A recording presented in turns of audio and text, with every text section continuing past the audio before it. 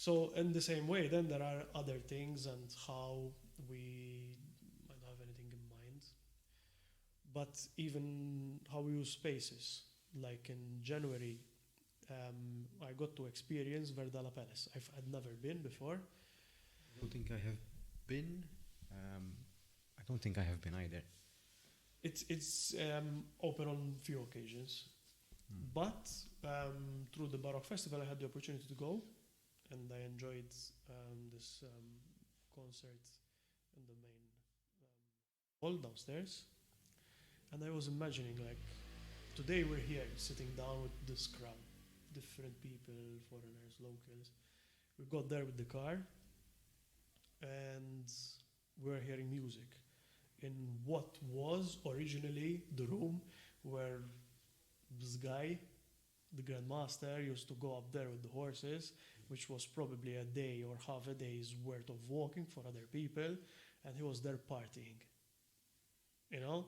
And imagine you get there with your, what do you call it? The chariots, forgot the name, but the car with the horses. I think it's In the chariot. uh, No, the chariot no, is chariot was smaller. Romans. The carriage. The carriage. The carriage, Yeah. probably. The carriage, and you're the Grand Master, and you have your friends, and you leave the harbor area looking all serious, and probably you get there, and you approach the area, and you see this Verdala tower growing towards you, and see it come between the trees, and then you get there with the approach, you get to the room, and you open the doors of the apertures of the windows, and you see this lush woodland in front of you. This experience of the approach today, we do not even consider. Before it was somewhere exotic, probably, because people lived in they lived in the harbor area mostly, and the people in the villages, they were like, Yeah. whatever it is. But imagine living in the harbor area, going through with all this journey, trip with the horses, and this approach, and experiencing this space. It's just the same place, different perspective. And this was a big thing in the past, for sure, because even going from one locality to another, Yeah. it was a big thing. As you said, it requires days, perhaps, of walking, especially if you're carrying stuff. I wouldn't say days and I would months, say, but but probably yeah, like yes, a yes. whole day. As I was saying, this is a bit exaggerated. But hours. So, Yeah. especially if you're carrying stuff and you're barefoot or with uncomfortable There shoes. were So, no roads. yes, for sure. So, yes, I would imagine it takes a couple of hours to get there. And the Grand Harbor was, it's still an attraction today, but back then it was an even bigger It was attraction. the center of the activity. Yes, so Another thing I like to think about is most of the sewage was thrown in the Grand Harbor before, so probably it wasn't the right place to. but that's the norm. So if it was thrown in the Grand Harbor, imagine the small villages. So Well, who knows? Well. Well, yes.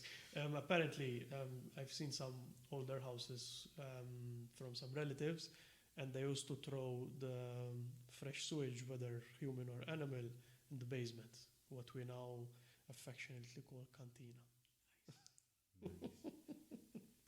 very nice. So just imagine, and the famous space Mandra, Yeah, where you had the housewife doing all her work.